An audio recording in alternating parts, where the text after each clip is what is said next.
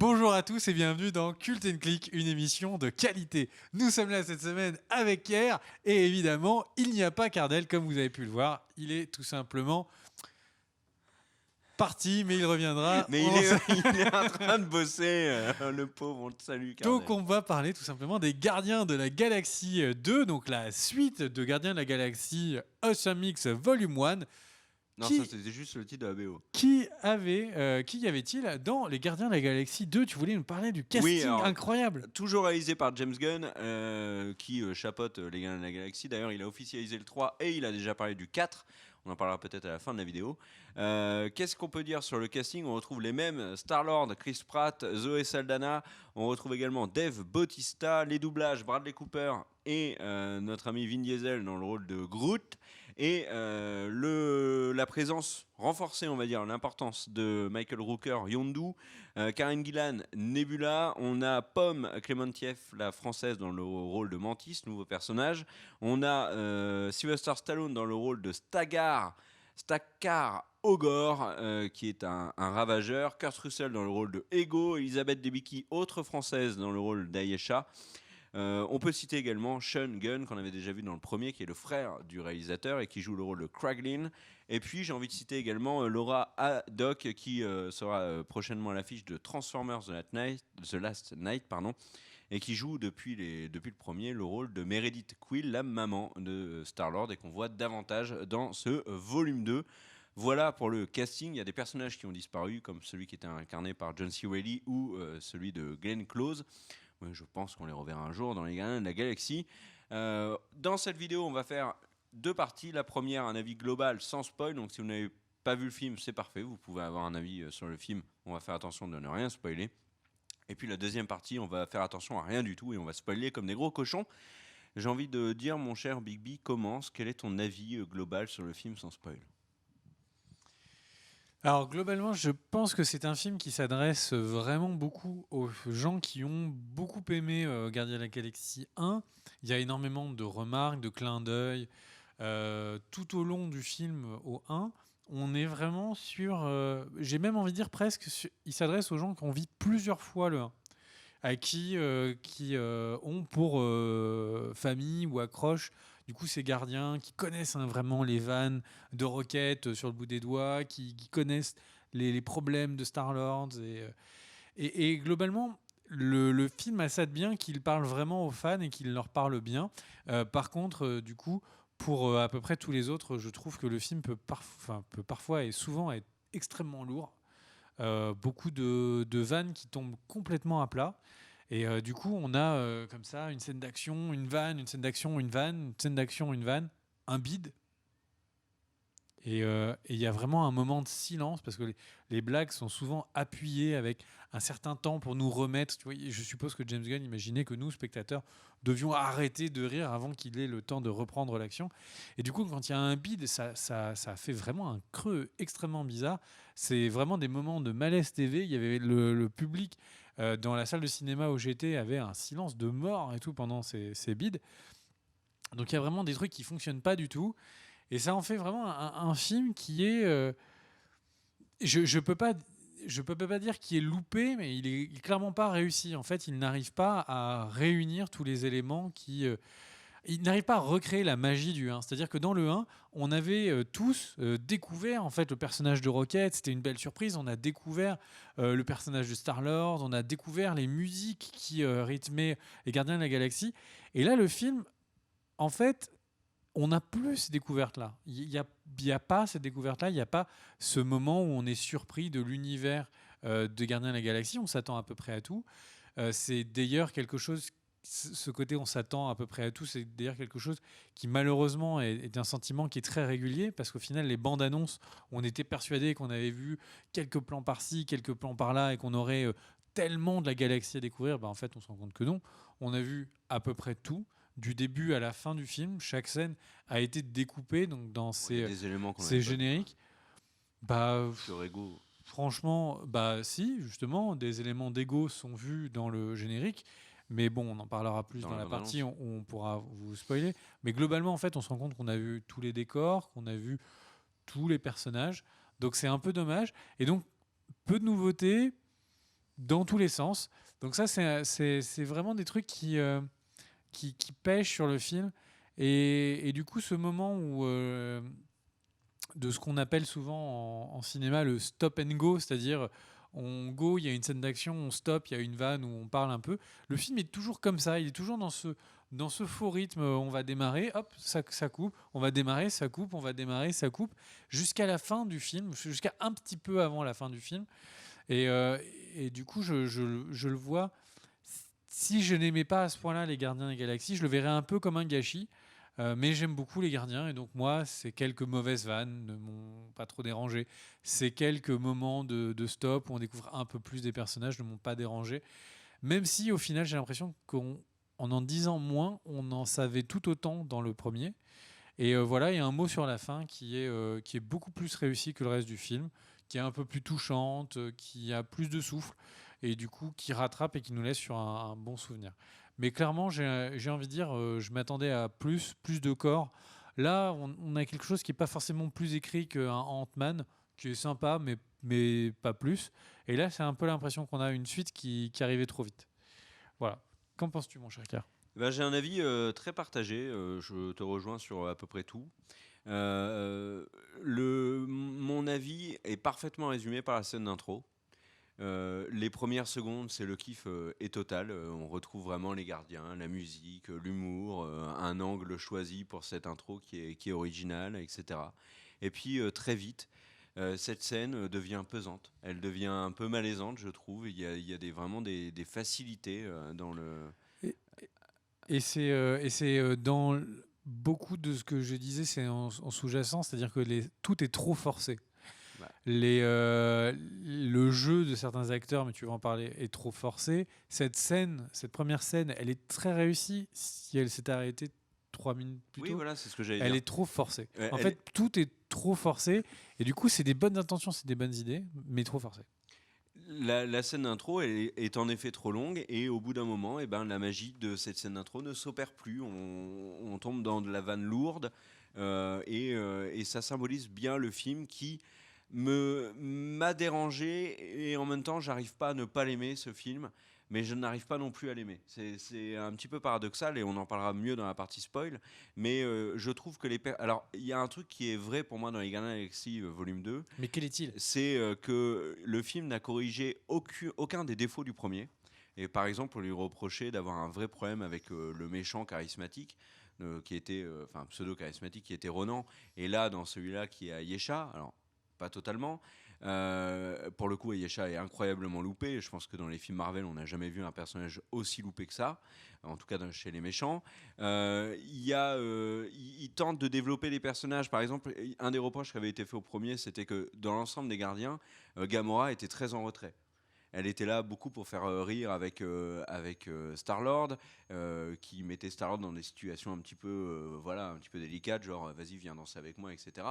Elle était là aussi parce que fille de Thanos, elle était dans sa relation avec Nebula et là en fait ils ont toujours pas réussi et du coup James Gunn qui avait dit à la fin du 1 oui en effet Gamora est pas assez présente, on va vraiment la développer dans le 2, et ben là qu'est-ce qu'il fait dans la promo du 2, il dit ouais en effet Gamora est pas assez présente dans le 2, on va vachement la développer dans le 3 et c'est un problème. Alors après c'est un personnage que j'aime vraiment bien, Gamora, et qui n'est pas loupé, mais elle n'est pas assez développée. Et elle a elle a pas ce petit ingrédient qui la rend vraiment aussi intéressante et aussi réussie, je trouve, que les Moi, autres. Par exemple, Drax, sa l'humour, Rocket. relation avec Nebula est intéressante. Oui, mais c'est la Vraiment, même. que je Mais trouve elle qui était est déjà plus là dans le réussi premier. que Star-Lord et le personnage mystère. Et de la même manière, euh, Oui, la non. fin enfin, les scènes de fin avec Gamora, Mhm. moi je trouve sont réussies, hein. Mais je dis pas que c'est raté, je dis juste que je pense que Gamora aurait pu avoir ce petit ingrédient qui la sort du lot comme les autres personnages. Après, sur les nouveaux personnages, Mantis est plutôt réussi, mais pour moi, il y a un vrai problème dans le film. Alors, tu as parlé du rythme, je suis d'accord avec toi. Un autre problème, c'est l'humour, c'est-à-dire que j'ai un problème. Enfin, je dis plein de fois le mot problème, mais c'est pas grave. Il est tard, on est en impro. Le souci pour moi, c'est que le film est très second degré comme dans le premier, mais il franchit cette limite que le premier n'avait pas franchie. C'est-à-dire que le premier nous proposait beaucoup de second degré, on rigolait énormément. Euh, Par exemple, moi j'avais adoré la scène avec Ronan où Star-Lord danse. Quand à chaque fois je la vois, je suis plié. Mais à côté de ça, par exemple, cette scène avait été accompagnée d'une scène d'action qui était avec les Nova Corps, qui était excellente. Il y avait d'autres scènes comme ça, où par exemple quand Groot, Drax et Star-Lord se battent contre Jimmu Sun, il y a et de l'humour et vraiment une scène d'action qui est impressionnante. Là, le film, le 2, tombe beaucoup trop dans le second degré et rend presque improbable de nombreuses scènes du film. Il ajoute une touche qui est parfois très lourde. Je pense notamment à une scène où Mantis se prend un truc dans la tronche. Mais ce truc-là était complètement de trop. On n'avait pas besoin de ça. Le film nous fait déjà marrer. Il y a des trucs qui sont marrants. Il n'y a pas de souci. Il n'y avait pas besoin de ça. Ce truc-là, c'est lourd. Et comme tu le disais à juste titre, il y a des bides dans le film, là où je n'en avais pas de souvenir qu'il y avait des bides dans le premier. Et ça, pour moi, c'est un vrai problème. Après, les personnages, sans rentrer trop dans le détail, bon, un petit peu quand même, ils reprennent des aspects que l'on voit. Ça spoil pas. Non, mais justement, n'hésite pas, du coup, quand t'en as envie, à arrêter la partie non spoil pour passer au spoil. Alors, du coup, je vais rester quand même dans le global avant pour ceux qui n'ont pas vu le film. Un des autres problèmes pour moi, ça a été la musique. Et c'est assez paradoxal. Et c'est pour ça que mon regard sur les Gardiens de la Galaxie est très paradoxal. Pourquoi ? Parce que je reproche son méchant, mais en même temps, il y a un méchant dans le film que j'ai trouvé très réussi. Je lui reproche certains personnages, la manière de les traiter. Je pense que Drax, par exemple, il y a des aspects de son personnage qui sont beaucoup moins réussis que dans le premier, mais d'autres aspects du personnage de Drax qui sont très réussis. Je pense par exemple avec Mantis. Et d'autres choses comme ça. Rocket, c'est une redite du 1, mais ça marche toujours. Groot, c'est une idée de génie, Groot, hein, il faut le dire. Et dans le 1, il était excellent en grand, et là, ils l'ont détruit, ils en ont fait en petit, et là, ça ouvre de nouvelles opportunités à James Gunn pour en faire un personnage vraiment stylé. Y a de bonnes idées, mais il y a aussi des éléments développés sur les personnages qui sont décevants. Et la musique, c'est aussi paradoxal. C'est-à-dire que dans le film, la musique, donc les musiques références dans les années 70-80, j'ai trouvé ça. J'ai trouvé qu'elles étaient plutôt bonnes. Par contre, tout ce qui est orchestral de Tyler Bates, qui était excellent dans le 1 et qui avait vraiment contribué au fait que j'aime autant le premier, eh ben, je la trouve très effacée. Et au final, il n'y a pas eu de morceaux qui m'ont énormément marqué dans le 2. Quasiment que des variations Oui, du thème exactement. principal du premier film. Alors que dans le 1, c'était pas le cas. Il y avait le C'était des thème nouveaux avec thèmes. Groot, etc. Non, mais vraiment, dans le 1, il y avait plus de thèmes que là. Et puis même sur les musiques, on va dire, utilisées, un peu référence de Low Some Mix Volume 2, la cassette de Star-Lord dans son Walkman, dans le film, on les remarque pas trop. Puis tu vois, je l'ai écouté cette semaine. Puis du coup, je l'ai beaucoup écouté cette semaine. Et au final, la BO est vraiment très bien. Elle est aussi bien Ah que ouais le. Ah ouais, elle est aussi. Parce que du coup, quand tu presque regardes le aussi bien film, que le 1. je suis passé Oui. complètement à côté Mais de la dans BO. les faits, il y a vraiment des morceaux qui sont bien. Et pour moi, il y a aussi un truc qui manque vraiment dans Les Gardiens de la Galaxie 2, c'est qu'il n'y a pas la scène. Et moi, le 1 m'a marqué parce qu'il y avait la scène. Pour moi, la scène du film, du 1, c'était la prison avec la prothèse. Une scène qui était spectaculaire, où il y avait une vraie tension, mais qui Le m'avait fait Novacorp à la hurler fin, de rire. le Novacorp était stylé Oui, aussi. oui, Il y non, avait, mais il y avait des il y grands avait moments. beaucoup de scènes. Et la scène dans l'espace avec Gamora, etc. Tout ça, j'avais trouvé ça bien avec le collectionneur aussi et tout. Mais pour moi, la scène, c'était la prison. Et je n'ai pas eu cette scène dans le 2, elle n'y est pas. Et pourtant, ils essayent de faire une redite, quasiment une redite de la scène de la prison, avec Yondu et puis Rocket. Elle marche moins bien. Et il y a aussi un autre truc, je vais terminer mon avis global là-dessus. Il y a des scènes qui sont sincèrement, qui sont d'un surréalisme qui en devient ridicule. Et je pense aux Ravageurs et à la troupe qui est avec Yondu. Ils sont juste ridicules. Ils dorment, il y en a un qui a son pouce dans la bouche, l'autre il a un doudou, l'autre il fait un câlin, etc. Il a un nom ridicule, on se marre, etc. Quand ils se battent contre Rocket, c'est complètement ridicule. Alors que je me rappelle de nous qui avons analysé le trailer en disant non mais là ils explosent, alors il doit y avoir un truc de ouf derrière. Mais non, en fait c'était juste une scène bidon. Et ça, ce côté-là, le 1 ne l'avait pas. Et du coup, j'ai été assez déçu par certaines scènes. Là, on va rentrer davantage dans le détail. avec la partie spoil. Donc si vous n'avez pas vu le film, on vous invite à arrêter la vidéo pour ne pas vous gâcher le film. Et puis n'hésitez pas à vous abonner, à mettre le pouce vers le haut, etc. Vous avez l'habitude. Puis surtout les commentaires, c'est très important les commentaires parce qu'on réagit. Et moi, enfin voilà. Et on passe donc dans la partie spoil des Gardiens de la Galaxie 2. Moi je vais rentrer dans le détail des personnages. Drax par exemple, sa relation avec Mantis, je l'ai trouvée excellente. Parce que Drax, qui fait le mec un peu lourdeau, qui dit non, mais t'es hyper moche, qu'est-ce que t'es moche. Et puis à la fin, j'ai trouvé ça vraiment réussi. Mais ces éclats de rire à n'en plus finir, ça marche beaucoup moins bien que dans le 1 où il comprenait pas, il prenait tout au premier degré. Par exemple, quand il dit métaphore, ça veut dire tuer, bah non. Mais lui, enfin, tu vois, il était un peu couillon, etc. Il y avait plein de scènes dans le 1 avec Drax où l'humour marchait bien et où dans le 2, ça fonctionne pas. Rocket, son idée d'être toujours à part, un peu mal aimé, etc. C'était la même chose dans le 1 et du coup là ça marche pas. Baby Groot, il est hyper mignon, y a rien à dire, ils l'ont vraiment vraiment réussi, mais au bout d'un moment, la mignoncitude de notre ami Groot, j'ai envie de dire, elle casse un peu les pieds. Le truc avec l'explosion, enfin moi j'y ai jamais cru. Au bout d'un moment, c'était relou. Star-Lord s'en sort bien, je trouve. Gamora s'en sort vraiment bien aussi. Nebula, elle évolue, mais au final, elle évolue, mais pas plus que ça. Mantis, elle est un petit peu cliché. Il y a des choses qui m'ont gêné sur Mantis. Par exemple, elle a vécu toute sa vie avec Ego. Ego disparaît, Ego devient le méchant absolu, ils le détruisent et tout. Mantis ne ressent rien. Il n'y a même pas un mot pour parler de Mantis à ce moment-là, de ce qu'elle ressent vis-à-vis d'Ego. Ça, j'ai trouvé ça raté. Les Ravageurs, moi, j'en ai parlé dans la partie non spoil, mais les Ravageurs, ils sont vraiment ridicules. Je n'arrive pas à comprendre comment Yondu, qui est quand même à un niveau sacrément élevé dans le film et qui est en plus magnifié dans ce film, comment Yondu a pu traîner avec des ploucs pareils. Par contre, il y a l'autre, donc le frère du réalisateur, James Gunn, donc Racklin, qui est pour moi la vraie surprise du film. Personnage complètement anecdotique dans le 1, complètement anecdotique au début, qui trahit Yondu parce que ça fait partie de la petite ficelle scénaristique pour faire avancer l'histoire, qui au final le regrette, reste avec eux, les aide, et à la fin il est là, il est même touchant. Et ça, j'ai trouvé que c'était vraiment la bonne idée du film. Avec Yondu, qui, alors pour le coup, est excellent tout le film. Sa relation avec Star-Lord, comme tu l'as dit, la fin des Gardiens de la Galaxie Volume 2, j'en ai pas reparlé dans la partie non spoil, mais elle est hyper réussie. Mais vraiment hyper réussie. C'est une des meilleures fins des films Marvel, je pense.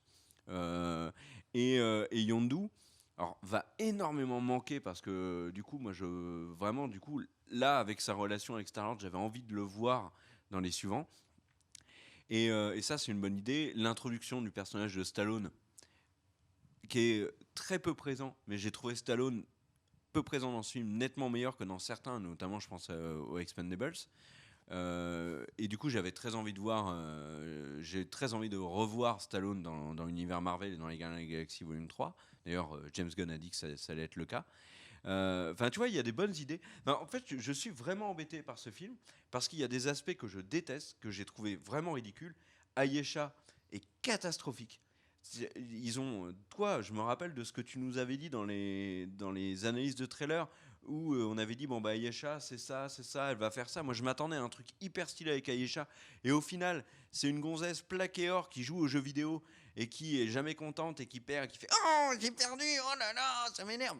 Elle est incroyablement ratée. À côté de ça, Ego, je l'ai trouvé vraiment bien traité. Même s'il y a des aspects côté planète et fonctionnement de la création que j'ai trouvé un petit peu expédié. Mais sinon, Ego, je l'ai vraiment trouvé réussi. Et du coup, je ne saurais pas te dire si le côté méchant est raté ou réussi. Je ne saurais pas te dire si le film m'a globalement déçu ou plu parce que la fin m'a beaucoup plu. Je ne saurais pas te dire si le film est vraiment drôle ou alors si au niveau de l'humour il n'est pas drôle parce il y a un espèce de mélange un petit peu bizarre. Je suis sorti du film en me disant je ne sais pas si j'ai aimé les Gardiens de la Galaxie Volume 2. Une semaine après, je ne sais toujours pas. Et c'est vraiment bizarre.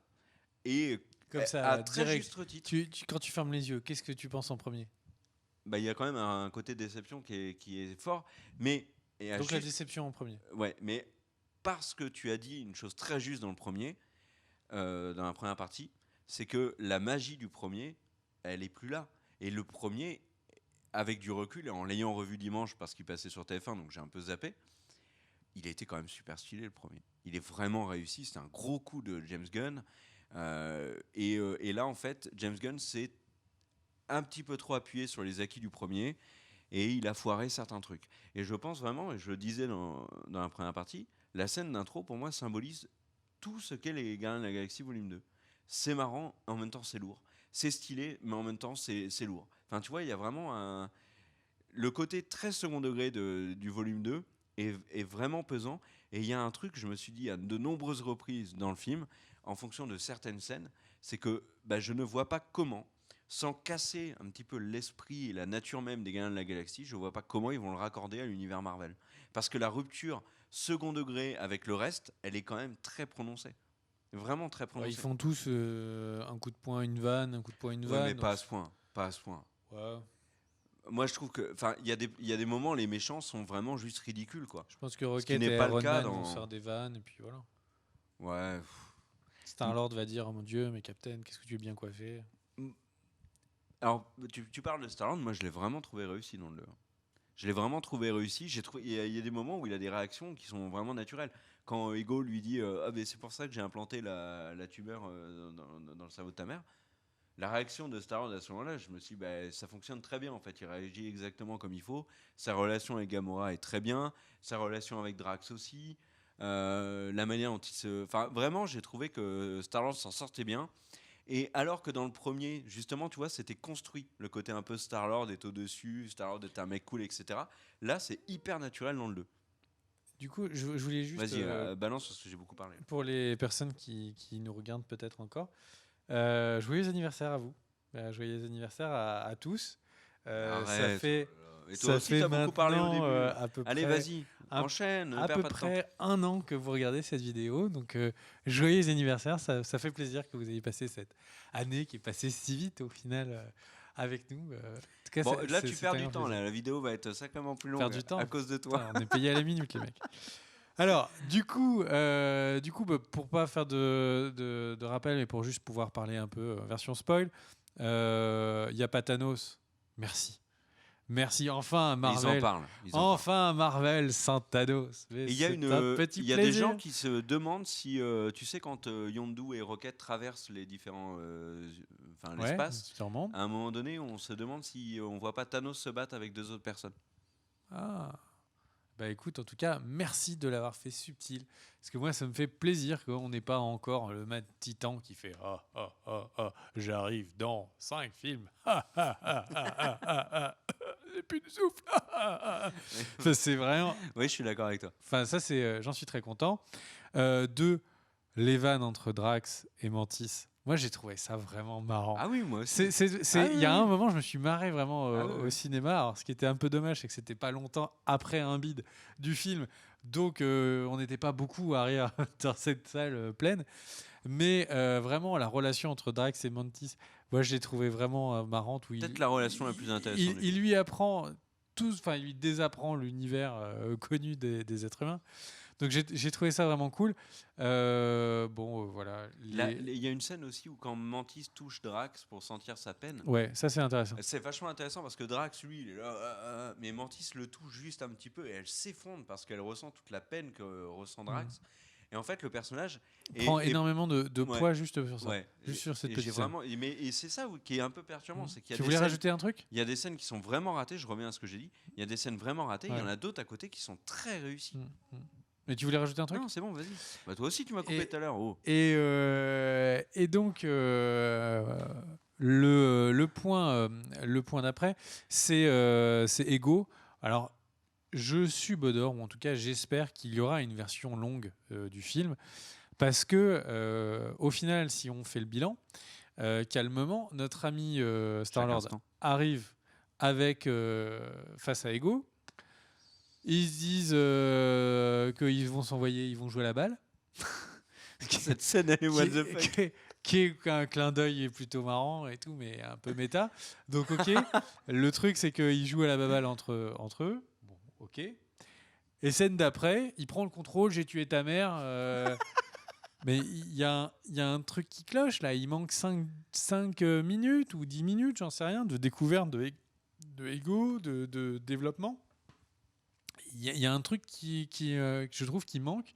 Et j'aurais bien aimé qu'il y ait un petit peu plus de corps à ce moment-là, ou un truc un peu plus intéressant. Enfin voilà. Et puis si on continue à faire le bilan des personnages, moi j'ai trouvé que bébé de Groot était sympathique, mais relou. On a déjà vu la scène où il danse et il se stoppe quand il y a Drax. Là on le revoit pour une deuxième fois. C'est un peu lourd.